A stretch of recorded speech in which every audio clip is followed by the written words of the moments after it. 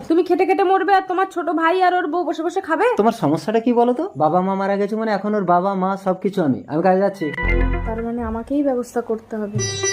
আসছি। দাদা কাজে যাচ্ছেন? হ্যাঁ। দাদা আমিও কাজে যাব তোমার সাথে, নইলে আমি কাজ শিখবো কি করে? আচ্ছা ঠিক আছে চল। দিদি কি ভাবছো?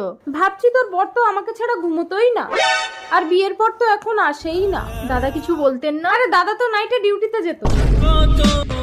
যাস না পরি, ওরা আসলে তুই যেখানে খুশি যাস। আমি নোংরা লোকের সাথে সংসার করবো না দিদি। এবার ছোট ভাইয়ের পালা।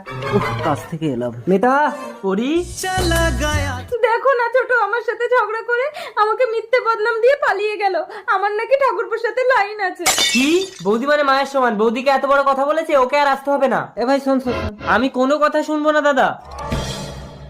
তুমি কোনো চালাকি করনি তো? ভগবান তুমি আমাকে তুলে নাও গো। ঠিক আছে নাটক বন্ধ